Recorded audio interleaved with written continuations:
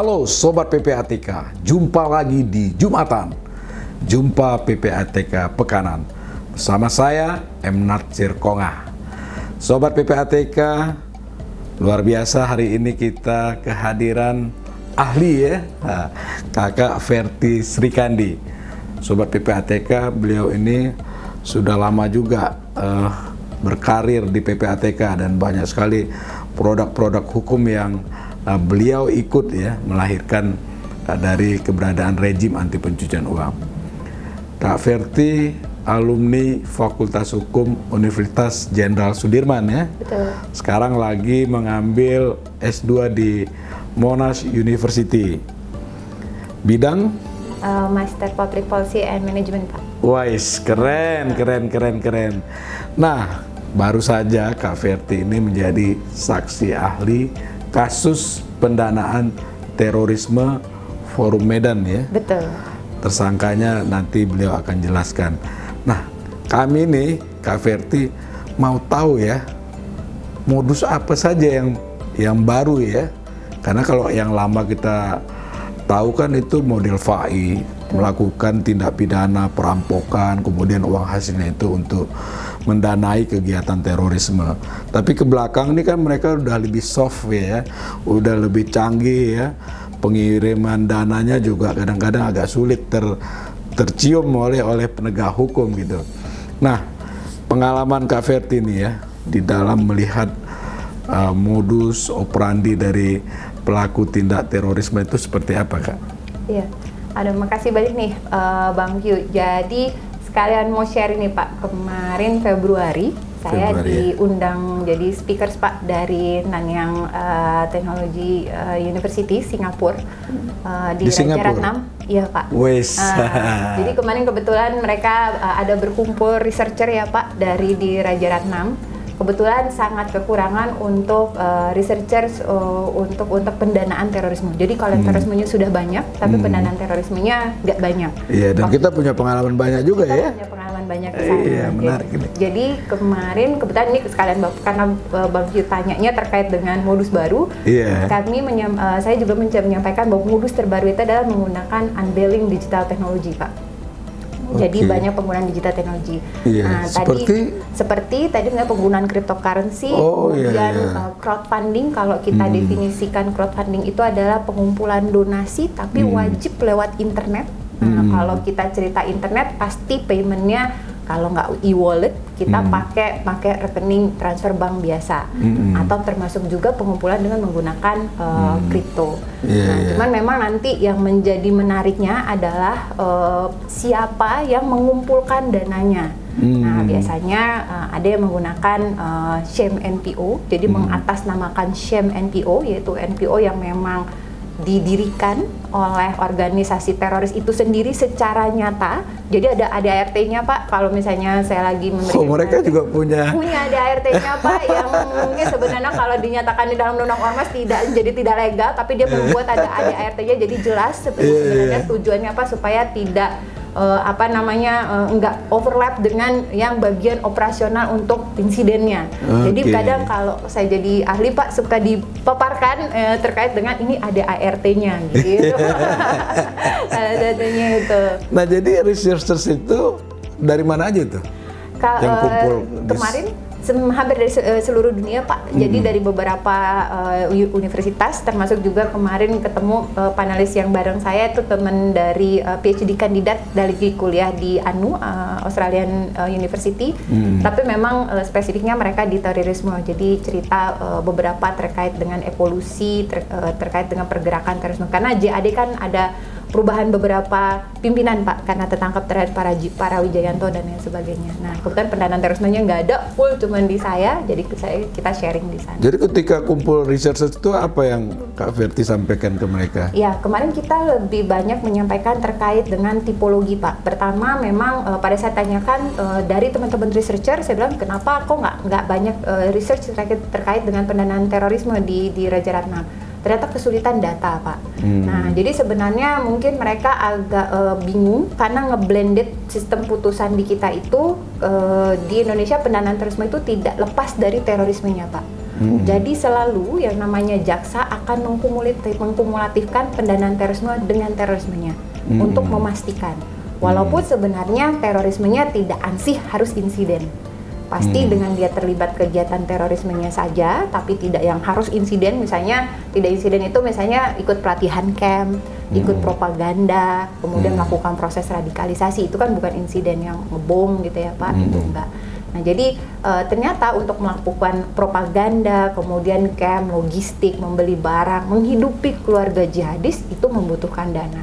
Nah itu yang ternyata risetnya belum banyak dikaji oleh teman-teman, sehingga makanya kita preventionnya juga masih belum banyak rekomendasinya Pak dari teman-teman researcher kayak gitu. Kemudian Mbak Verti menyampaikan tipologi modus operandinya itu apa yang menjadi nilai tambah gitu ya, yang sehingga teman-teman researchers lain tuh mendapatkan informasi yang baru gitu. Betul. Jadi kemarin yang mendapatkan perbaruan mereka memang sudah pernah mendengar sampai dengan abuse NPO Pak. Abuse NPO itu mungkin sampai dengan 5 tahun yang lalu masih jadi tren. Jadi NPO tapi disalahgunakan oleh pengurus.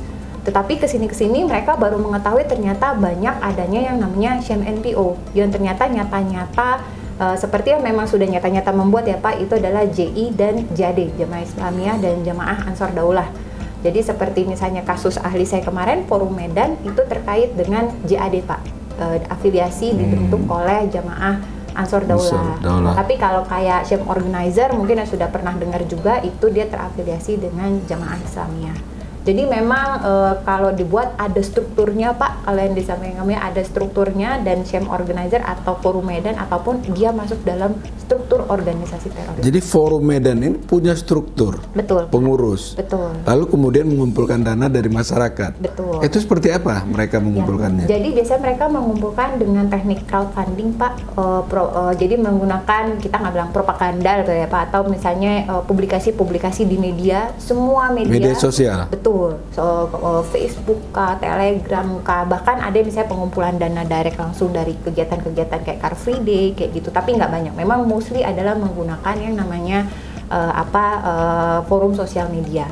Jadi kadang kalau misalnya kita seperti Facebook atau Instagram atau lebih mudah tracing ya Pak, tapi susah kalau misalnya yang kita tracing itu kalau fakta dan disampaikan oleh teman-teman penyidik adalah apabila menggunakan forum-forum Telegram atau menggunakan forum-forum WhatsApp kayak gitu Pak. Nah dalam kasus Forum Medan ini bagaimana mereka mengumpulkannya? Tadi lewat media sosial. Betul. Tapi kan harus ada jualan kan supaya orang tertarik untuk bisa menyumbangkan, mengirim uang dan lain-lain. Betul. Jadi mereka banyak menggunakan berita-berita bohong Pak. Jadi menggunakan istilah-istilah untuk kemanusiaan, kemudian sosial, keagamaan, misalnya untuk mengirimkan untuk kemanusiaan ke Palestina atau ke apa. Walaupun nanti akhirnya hampir dari seluruh dananya itu tidak digunakan untuk kepentingan kemanusiaan atau sosial. Ada yang untuk kemanusiaan, tapi sebagian besar digunakan untuk dialihkan untuk kepentingan terorisme Pak, atau mendanai teroris atau organisasi terorisnya. Nah itu teroris dan organisasi teroris tadi dibuat untuk apa? Pelatihan kah, membeli senjata kah, atau kan ada juga tuh jaminan keluarga dari pelaku terorisme untuk disumbang, dibiayai seperti itu, sekolahnya lah, kesehatannya dan lain-lain. Kalau di Indonesia sendiri, untuk dia pengembangan di Indonesianya biasanya satu untuk membiayai keluarga jihadis Pak. Biasanya itu, walaupun memang ini menjadi kadang suka jadi debatable antara apakah membiayai keluarga jihadis itu dianggap sebagai tindakan pendanaan terorisme atau tidak. Makanya kalau istilahnya saya pribadi, saya menyalahgunakan terhadap pembiayaan jihadis. Kenapa? Karena ternyata ada kerap kali pendanaan untuk keluarga jihadis itu adalah untuk mengembangkan propagandanya lagi Pak. Jadi kita mesti hati-hati. Tapi kalau misalnya dia pure murni untuk hari-hari makan anaknya, istrinya tanpa ada propaganda berikutnya, itu bisa. Karena biasanya Pak dibalik unsur melakukan, kita memberikan pendanaan jihadisnya, itu sebenarnya membangunkan rasa bahwa oh kita solid, kita ini, sehingga saya bersedia untuk jadi mengorbankan diri. Lebih propaganda untuk internal ya, supaya kelihatan lebih solid, artinya lebih kita solid, bersaudara, saling membantu gitu Pak. ya. Jadi dan bahkan nanti bisa seperti oh saya akhirnya bersedia untuk jadi pengantin karena nanti oh saya meyakini bahwa Anda menjaga saya dan anak saya, kalau saya jadi pengantin anak saya nanti mungkin kalau saya mati gitu ya Pak, masuk surga anak saya bisa ada yang mengurus. Jadi ada unsur di balik itu sebenarnya yang kita juga melihat ada unsur pendanaan terorisme. Even seperti kayak nggak manusiawi gitu ya Pak, basic necessity-nya buat makan orang keluarga jihadis gitu yang belum tentu dia terpapar, ternyata itu juga disangkakan. Tapi ternyata ada beberapa yang disampaikan oleh fakta di penyidik adalah seperti itu yang dilakukan mekanisme propagandanya. Nah, ataupun yang kedua biasanya untuk operasional logistik Pak. Jadi seperti untuk makan, kemudian untuk logistik kan mereka butuh untuk propaganda radikalisme, mereka butuh akses internet, butuh untuk beli pulsa. Kemudian kalau misalnya ada lagi yang dikirim keluar, itu biasanya untuk dikirim ke camp-camp di Suriah Pak, untuk menghidupi logistik di sana. Nah, ada juga beberapa yang diketemukan untuk membeli misalnya senjata atau persiapan untuk insiden. Jadi biasanya mereka kalau belanja, kalau senjata mereka jarang beli di e-commerce ya Pak. Yang kalau di e-commerce itu biasanya kalau mau persiapan insiden untuk kayak bikin bom panci dan lain sebagainya itu iya. Tapi kalau kayak senjata mereka lebih hand carry, biasanya nanti ke daerah perbatasan di Filipina Selatan, Filipina ya, Thailand ya. Betul. Nanti itu biasanya baru mereka menggunakan hand carry. Tapi kalau e-commerce biasanya untuk belanja-belanja persiapan bom yang material untuk yang sifatnya kayak bom panci kayak gitu Pak, dan atau bom lainnya. Nah, kegiatan yang mereka lakukan setelah terkumpul dana tadi itu untuk kegiatan terorisme di luar apa di dalam? Ya. Dalam negeri maksudnya? Sebenarnya ada dua Pak. Jadi kalau misalnya dilihat, kalau saat ini kita ngeliat insidennya nggak banyak kan ya Pak. Tapi kalau saya personal dan ngobrol dengan teman-teman researcher lagi mempersiapkan diri Pak. Gitu. Jadi karena kan sekarang teman-teman penegak hukum di Indonesia udah mulai tahu pola, sehingga mereka harus berhati-hati. Sehingga kalau ditanya pernyataannya Indonesia itu masih menjadi target insiden terbesar. Jadi, di Indonesia? Di Indonesia sendiri, karena kalau kita melihat dari pengakuan dari para tersangka atau narapidana, mereka menyatakan bahwa Indonesia negara demokrasi yang melanggar dari ideologinya mereka. Orang-orangnya masih banyak tahu. Jadi mereka bukan misalnya pergi ke Suriah itu adalah untuk berjihad di sana, bukan, lebih banyak adalah di sana untuk berlatih. Ya, mengasah kemampuan belajar bagaimana memapar, bagaimana membuat bom, bagaimana berperang. Nah, itu berlatih. Makanya nanti setelah itu mereka kembali. Makanya ada istilah Pak, kalau misalnya yang mereka sudah berlatih ke sana disebut namanya returnis. Makanya hati-hati sekali biasanya kalau dari teman-teman BNPT atau Densus atau BIN, pada saat ada returnis itu pasti ada namanya program deradikalisasi dulu. Makanya ada kan Pak, kalau misalnya deradikalisasi ke merah, kuning, hijau gitulah ya Pak. Nah itu sesuai level terpaparnya tersangka gitu ya. Biasanya kalau sudah latihan namanya returnis Pak, karena ada lagi nanti istilahnya deportan. Kalau deportan itu orang sudah niat mau berangkat, tetapi didisrupt Pak di tengah-tengah sama Densus sama BIN. Karena biasanya kalau mau, kita udah ketahuan nih, kalau mau ke mau ke Suriah pasti lewat Turki. Ke Turki biasanya kalau direct langsung udah ditanda-tandain biasanya Pak. Jadi dia biasanya kan lewat Singapura dulu atau lewat mana. Nah biasanya disrupt sama BNPT atau sama Densus atau sama BIN sehingga orang nggak jadi berangkat. Nah akhirnya kan kalau nggak jadi berangkat dideportasi. Nah namanya deportan Pak. Itu pun harus mengikuti program deradikalisasi karena dia sudah ada niatan untuk berangkat ke sana kayak gitu. Nah ini beda dong ya berarti dengan kasus bom Tamrin ya si Hendro ya. Hendro Fernando itu kan dia diminta untuk mengelola uang yang dikirim dari Suriah kan. Betul. Bagaimana? Tapi kalau yang Forum Medan ini dari Indonesia untuk kegiatan keluar gitu. Betul. Nah ini siapa tersangka untuk Forum Medan ini? Ya, sebut inisial saja ya Pak, inisialnya AN. Jadi sebenarnya sih ini udah terbuka juga, tapi itu karena proses masih berjalan. Ya, jadi kalau misalnya dilihat dari tren sebenarnya kebetulan untuk kasus yang Forum Medan ini memang lebih banyak untuk kirim keluar, dan nggak cuman kasus di Forum Medan, banyak Pak. Kayak SO juga buat dikirim keluar, kayak BEM ABA juga untuk dikirim keluar. Tapi kalau ditanya ada nggak yang kasusnya seperti Hendro Fernando, dana dari luar dikirim ke sini, ada Pak. Ada beberapa. iya. Ya misalnya ada pelibatan, mungkin kalau 1-2 udah pernah pelibatan NPO di Australia. Nah itu fundednya dari orang Australia. Kemudian dia minta bantuan dan dikirimnya adalah via salah satu yayasan yang ada di Poso. Nah, kalau narapidananya sudah divonis itu Rugoyah, nah itu membantu terkait dengan pandit. Jadi ada juga Pak yang sebenarnya dia yang ada untuk persiapan untuk insiden di sini atau membiayai operasional di sini, gitu. Masih ada juga. Nah, profil pelaku yang Forum Medan ini seperti apa dia?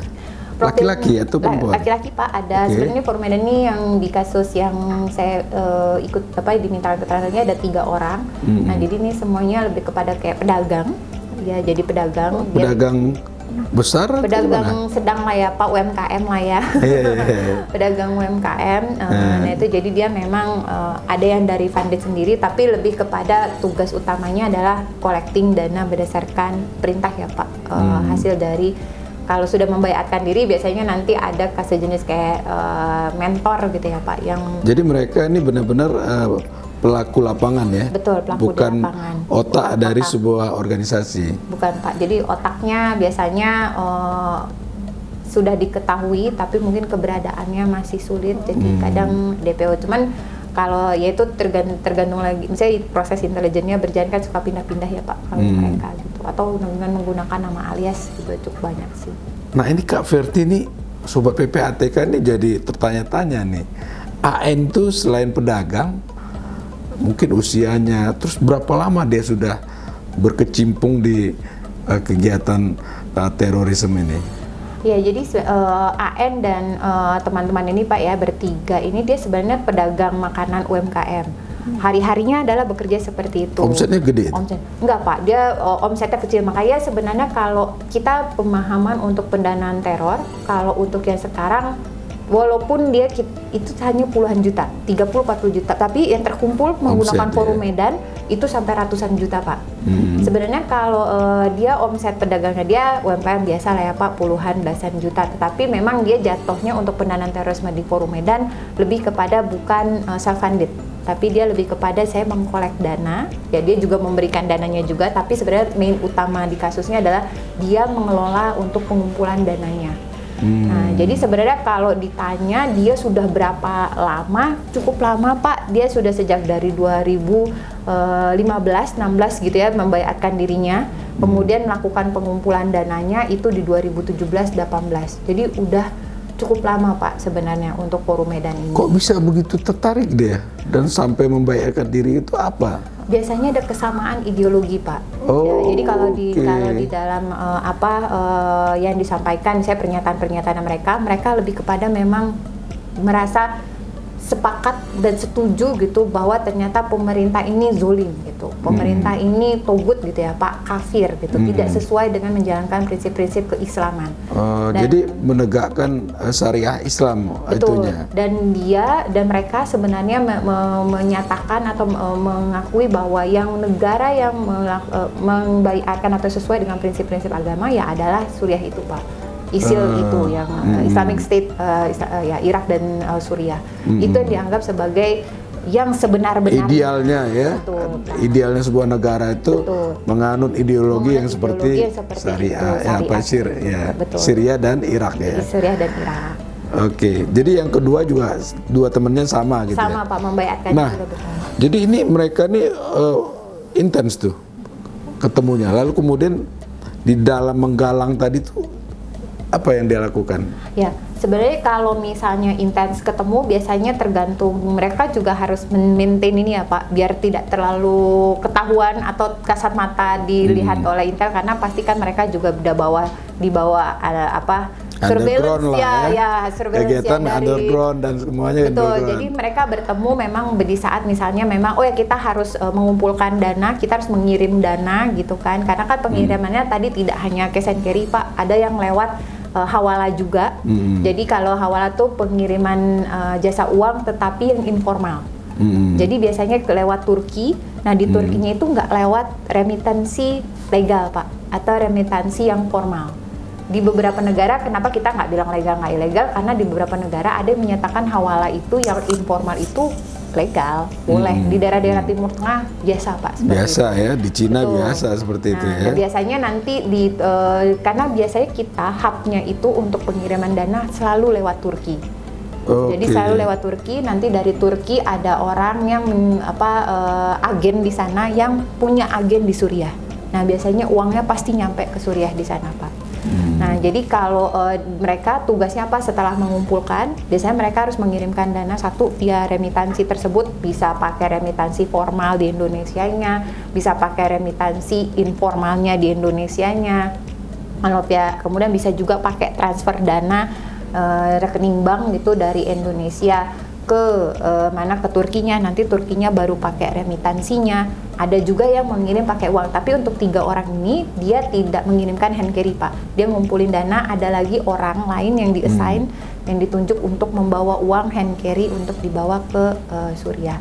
Banyak itu uangnya, nilai uang itu? Kalau Forum Medan hampir 200-300 juta Pak yang terkumpul. Ya, kalau di dana pendanaan terorisme ini memang nilainya tidak banyak ya. Betul, tapi itu besar Pak. Untuk 200-300 itu untuk propaganda saja itu sangat besar Pak. Gitu. Memang kalau biaya untuk terbesar adalah untuk insiden bom besar seperti Tamrin. Itu kan diperkirakan $1.000 ya Pak. Karena kan mereka mesti membeli bahan kimia yang cukup mahal dan mesti menyelundupkan ke sininya pun kan pasti butuh budget juga. Nah, kalau dikirim ke sana memang karena tujuannya lebih kepada logistik, dikirim ke sananya untuk kehidupan di sana, untuk mereka latihan di sana, pelatihan di sana. Nah, jadi memang jumlahnya sekitar segitu, Pak. Nah, ini bedanya dengan Hendro itu gimana? Kalau Hendro kan memang dari Suriah ke Indonesia. Betul. Sementara Forum Medan dari Indonesia ke Suriah gitu kan. Jadi kalau di Indonesia ini kan kalau mau bikin camp susah Pak. Seperti di MIT, mereka mainnya biasanya cuman di hutan-hutan. Tidak ada camp khusus, agak sulit, apalagi sambil dikejar-kejar oleh aparat. Jadi biasanya untuk berlatih itu harus keluar. Dan di Suriah lah tempatnya. Dan di Suriah tempatnya. Cantar di muka yang keren gitu ya. Betul, base campnya semuanya di Suriahnya. Di situ ya kita belajar perangnya, di situ kita belajar buat bomnya. Nah, kasus Hendro Fernando adalah posisi yang dia sudah jadi dan siap melakukan insiden di Indonesia. Jadi pada saat sudah siap, di set Pak kita. Hendro Fernando itu memang dia adalah untuk membawa uang. Karena untuk belanjanya kan harus di sini. Karena kalau membawa misalnya bahan chemical cukup besar dari luar negeri ke sini kan terlalu sulit kan Pak. Pasti belinya pun harus di Jakarta, di Indonesia lah setidaknya. Nah jadi kalau Hendro Fernando case-nya adalah memang untuk di-set untuk persiapan insiden Pak. Di Indonesia. Di Indonesia. Jadi kalau ditanya pasti kalau Bapak tanya orang-orang kenapa di Suriah itu hanya untuk belajar. Tapi kalau ditanya dia target insidennya mau di mana, target insidennya tetap akan di Indonesia. Oh gitu ya. Jadi kan kesannya selama ini kan orang tertarik untuk melakukan kegiatan terorisme kan karena dikasih dana, terus dicukupi segala macam, di mana sumber dananya itu dari Suriah itu cukup besar dan enggak Pak, malah menyesal beberapa kalau misalnya dari hasil beberapa riset ya Pak, dari teman-teman misalnya kayak di RSS mereka bahkan menyampaikan bahwa misalnya mereka menyesal gitu. Mereka menyesal bahwa akhirnya mereka ternyata tidak seindah itu gitu yang dijanjikan. Ternyata mereka lebih menderita lah istilahnya, keluarga mereka jadi lebih menderita pada saat mereka di penjara, dikucilkan dan lain sebagainya. Jadi beberapa makanya kalau napiter khususnya seperti napiter pendanaan teror ya Pak, yang agak berbeda kalau misalnya paparan radikalismenya dengan yang dia memang pelaku insiden. Kalau pendanaan teror kan mereka lebih banyak collecting dana, moving dana, kurir gitu atau bagian membelanjakan. Itu dia terpaparnya masih bisa proses dari deradikalisasinya mungkin nggak lebih susah dibandingkan yang benar-benar dia sudah ikut berperang, itu jauh lebih sulit Pak. Nah kembali tadi ya pergerakan dari tahun ke tahun yang terus lebih canggih ya. Betul, pendanaan terorisme ini. Tadi Kak Verti cerita kalau 2014 sampai 2000 sekian itu kan masih yang FAI dan lain-lain. Masih purba ya Pak. Kalau sekarang kan udah pakai aset kripto dan betul. Nah, ini bisa diceritakan nggak nih Kak Oh, Ferti? bisa Pak, bisa. Nah, tapi kita pakai inisial lagi ya Pak. Saya kebetulan lagi nanganin juga atau dapat permintaan inisialnya NK gitu. Jadi memang Tapi bukan Nasir Konga ya? bukan Pak. Nasir Konga. Bukan Pak, bukan. Tapi inisialnya NK juga. Jadi untuk NK ini ternyata ada penggunaan kripto Pak. Jadi dia sebenarnya adalah sama membayarkan diri, masih baru-baru mungkin 5 tahun inilah ya dia membayarkan diri. Lagi-lagi Pak ikut dari suatu perkumpulan, kemudian merasa ideologinya benar gitu ya yang disampaikan itu, kemudian ikut forum-forum Telegram sampai akhirnya ada mentor meminta untuk melakukan, digalang untuk melakukan pengumpulan dana. Kemudian mereka melakukan yang namanya mekanisme awalnya dari duit sendiri dulu Pak, mereka self funded dulu si NK ini. Ini masih ada kaitannya nggak ada forumnya? Beda Pak, ini beda ya? ini lain lagi, beda. Tapi ini modus terbaru ya? Modus terbaru, ini grass gitu ya. Nah jadi si NK ini awalnya dari NK bersama dengan S gitu ya Pak, awalnya self funded saja, biasa dari penghasilan mereka. Tapi lama-lama mungkin akhirnya harus mencari yang lebih banyak karena mereka menggunakan sejenis sham NPO lagi gitu. Nah ini sham NPO-nya masih didalami ya Pak. Kemudian setelah sham NPO mereka mengumpulkan sejumlah dana dan harus mengirimkan ke Suriah lagi dengan mekanisme yang sama. Nah cuman karena kalau menggunakan mekanisme hand carry sudah mulai terdeteksi karena orangnya sudah ditarget oleh penegak hukum dan kemudian menggunakan transfer dana masih ada 1-2. Nah sekarang mereka menggunakan yang namanya kripto Pak. Jadi case yang terakhir adalah mereka membeli, ini cukup besar Pak, uangnya hampir 40 jutaan ya, untuk pendanaan terorisme lumayan. Kalau nilai segitu udah besar ya? Betul, 40 jutaan. Kemudian dia belikan USDT Pak, USD Tether. Jadi salah satu bentuk kripto selain Bitcoin itu ada namanya USD Tether, ya USDT. Nah dari USDT itu belilah di salah satu exchanger di Indonesia.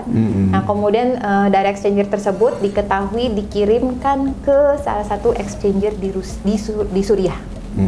Nah cuman sampai dengan sana exchanger kita kan tidak bisa mendeteksi ya Pak. Cuman di dalam informasinya bahwa si exchanger Indonesia ini menginformasikan, dia kan menggunakan teknologi juga ya Pak, bahwa tujuan dananya tersebut itu terexposure dengan pendanaan terorisme.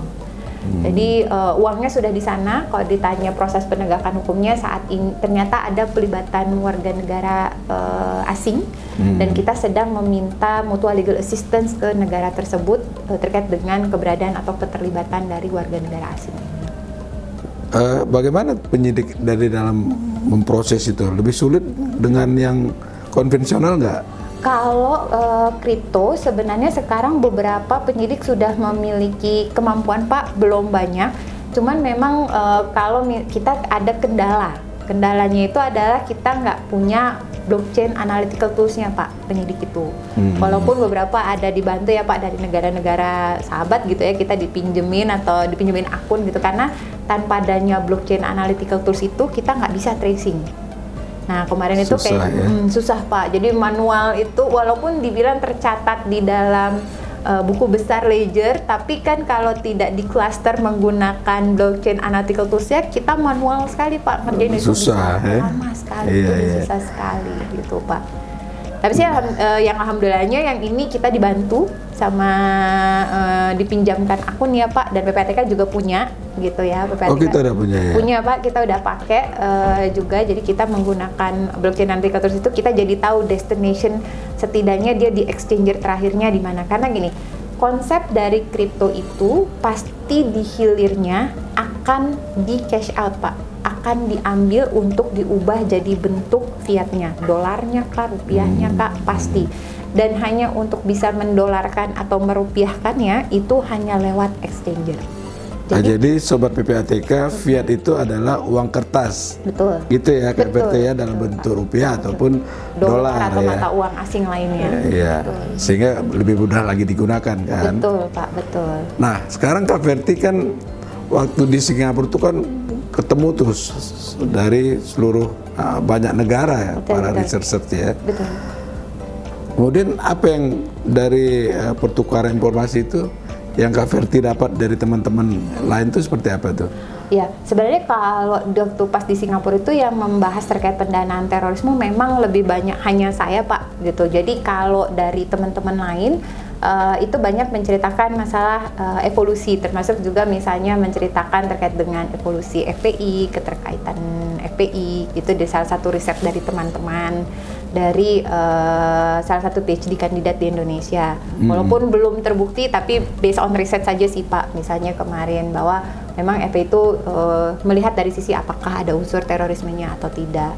Nah, kemudian kalau dari researcher yang lain, mungkin ini baru pernah dengar juga Pak, saya juga baru dengar kalau kita sering dengar ekstremisme, misalnya sayap kiri, west wing, left wing gitu, sekarang ternyata ada lagi yang disebut dengan far right Pak. Salah satu ideologi baru lagi dan disebut dengan far right. Di beberapa di Eropa itu sudah dikenakan. Jadi sebenarnya hampir mirip dengan ekstremisme, radikalisme, nah terkait dengan hal tersebut, tetapi dengan ideologi yang berbeda, biasanya lebih kepada oposisi, diarahkannya kepada oposisi, tapi yang sangat-sangat radikalisme. Kalau di contoh-contohnya kayak Italia. Formal dia? Far right, ya Pak. Dia formal tapi radikal? Radikal, jadi mereka menyebutnya sebagai far right. Oke. Itu di Indonesia kayaknya belum sampai sana karena di kita untuk pemahaman, walaupun sudah ada RAN PE ya Pak, yang pencegahan ekstremisme, tapi karena di kita sendiri belum ada definisi apa itu ekstremisme, bahkan kita sendiri tidak ada Pak definisi terorisme. Makanya dulu perdebatan tuh pada saat penyusunan rancangan peraturan presiden terkait dengan rencana aksi nasional pencegahan ekstremisme berbau terorisme. Nah, itu perdebatannya sangat-sangat luar biasa Pak, karena kita sendiri terorisme saja pemerintah belum berani mendefinisikan secara pasti, hanya ada kriminalisasi, tidak definisi gitu. Jadi itu apalagi ini nih Pak, cerita far right belum sampai sana sih, tapi memang kayaknya kalau melihat dari teman-teman belum ada di Indonesia, belum kenal sampai sana Pak. Tapi juga itu ya, selain itu Kak Verti ya, kegiatan terorisme itu selalu apa nama istilahnya itu ya, dipersepsikan untuk Islam gitu. Betul. Apa memang iya seperti itu? Sebenarnya tidak Pak. Jadi kalau dari cerita abad 17 dulu gitu, terorisme itu sebenarnya awalnya itu keluar termnya dari Prancis, zaman-zaman di Prancis dulu, dan itu istilahnya lebih kepada istilah bagi orang-orang yang oposisi tetapi sangat radikal, tadi yang disebut dengan far right tadi Pak. Jadi jauh sekali dari cerita keislaman. Nah, jadi kalau ditanyakan kenapa tiba-tiba sekarang menjadi keislaman, sebenarnya lebih kepada 9/11 dan ada naratif yang dibuat. Makanya sekarang sebenarnya memang perlu ya Pak, kita melihat kontra narasi itu bukan hanya kontra narasi untuk dari sisi terorismenya saja, untuk radikalisme saja, tapi juga perlu kontra narasi untuk Islamofobia. Karena ya sebenarnya saya juga sangat merasakan ya Pak, kalau misalnya saya ke Amerika gitu, even misalnya saya status visanya tuh visa government, tapi karena saya jilbab, kemudian saya Islam, pasti Islam, posisinya pasti saya kena random Pak, selalu kena random, baik bagasi maupun orang, jadi agak lebih lama. Jadi memang kalau ditanya, kita butuh membuat kontra narasi juga yang menyatakan bahwa walaupun sekarang sudah banyak dilakukan, tapi dari sisi lebih banyak dilakukan oleh ormas-ormas atau misalnya ormas-ormas di luar, tidak oleh pemerintah sendiri untuk mensupport. Maksudnya kalau dinyatakan Indonesia bukan negara Islam, tetapi Indonesia dengan mayoritas negara Islam, harusnya kita bisa lebih punya kontra narasi untuk menghilangkan Islamofobia itu Pak. Kalau laki-laki berjanggut ya, padahal Colonel Sanders juga berjanggut kan? Berjanggut Pak, bedanya ada kumisnya Pak. Kalau ada kumisnya dianggap enggak. Iya. Betul Pak, betul. Nah, ini Kak Verti ini tadi sudah agak dijelaskan sedikit ya, tapi detailnya mereka menggalang dana masyarakat itu seperti apa gitu? Iya, jadi memang canggihnya Pak, Forum Medan ini dan beberapa yayasan lainnya, mereka menggalang dana itu dengan memberikan sebenarnya berita-berita bohong Pak. Jadi biasanya berbalut dengan kemanusiaan, kemudian untuk kegiatan sosial, kegiatan keagamaan, sehingga masyarakat itu tertarik Pak, dan bisa, oh iya saya memberikan. Jadi walaupun misalnya mereka baru pernah mendengar Forum Medan gitu. Jadi biasanya dari mulut ke mulut gitu ya Pak, biasa kalau misalnya viral itu biasanya langsung menggunakan hal tersebut. Kedua, biasanya mereka memang kemudahan untuk berdonasi itu juga dijadikan salah satu alasan. Misalnya cukup bisa dengan e-wallet saja, atau misalnya transfer lebih susah jadi e-wallet lebih mudah. Nah itu biasanya dilakukan, atau tidak perlu mengisi identitas siapa melakukan konfirmasi misalnya kayak gitu. Karena kalau kita ngeliat di beberapa yang benar-benar legal, biasanya lembaga amal itu untuk memastikan akuntabilitas harus mengisi Pak. Biasanya kita siapa, walaupun mau ditulis hamba Allah saja gitu kan tidak apa-apa, tapi kan kita mengisi. Nah ini mereka tidak perlu. Jadi kadang kembali lagi Pak, ada satu kemudahan, kedua sisi dermawan orang Indonesia yang apa-apa tidak, kalau beramal tidak mau diketahui. Padahal sebenarnya ada unsur akuntabilitas di situ yang diharapkan oleh lembaga amalnya. Nah tapi disalahgunakan nih Pak dengan yang jenis-jenis sejenis Forum Medan ini ya, Syam-Syam NPO ini untuk menggalang dana dari masyarakat, biasanya seperti itu Pak. Nah, agar terhindar masyarakat dari penyalahgunaan tadi itu, apa yang harus dilakukan? Ya, yang pertama pasti walaupun ini menjadi tantangan adalah satu, cari yang berizin. Jadi walaupun seperti Syam NPO pasti ada yayasannya, tapi nggak banyak juga Pak. Seperti Forum Medan itu dia tidak ada yayasannya, dia tidak berbadan hukum. BEM ABA itu ada yayasannya, Syam Organizer itu ada, tapi beberapa sebagian besar itu tidak ada. Jadi kalau bisa cari yang berizin. Jadi kalau berizin itu kalau dia yayasan, cek apakah dia ada izin dari Kumham, ataupun dia kalau misalnya mengumpulkan uang dan barang, dia dapat izin dari Kementerian Sosial. Pastikan setidaknya itu dulu, walaupun masih ada yang bentuk Syam NPO-nya.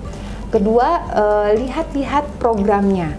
Kalau misalnya programnya sangat spesifik dan bisa dibuktikan dengan foto, tapi hati-hati nih Pak, ada satu juga yang sifatnya Syam NPO yang dia memang menyatakan bahwa dia mendonasikan untuk jihadis. Nah, jadi yang menariknya adalah kalau kita mau berhati-hati pada saat mereka melakukan proses publikasi, jadi pastikan dia ada publikasinya tersebut ke jihadis adalah tidak terlihat muka orangnya. Jadi pasti foto tampak belakang Pak, supaya tidak diketahui orang yang diberikan. Tapi dia harus melakukan akuntabilitas kepada masyarakat. Tapi dia tahu dia ini untuk memberikan pada orang-orang keluarga jihadis.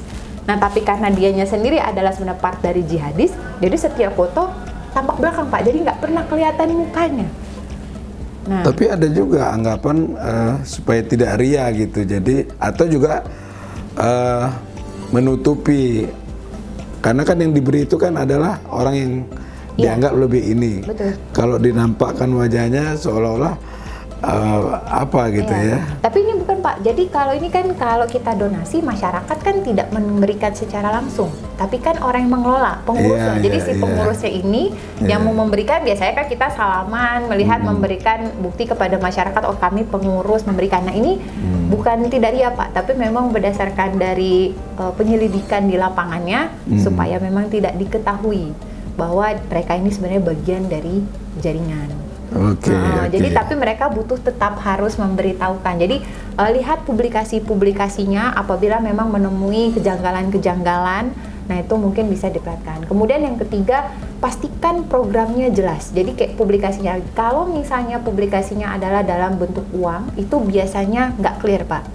Karena biasanya kalau harus datang ke Suriah, mereka nggak mungkin untuk beli budgetnya, beli barang-barangnya di Suriah, karena Suriah sendiri sudah kehabisan stok ya. Betul. Apapun ya. Berarti biasanya pasti yang dikirimkan sudah dalam barang jadi.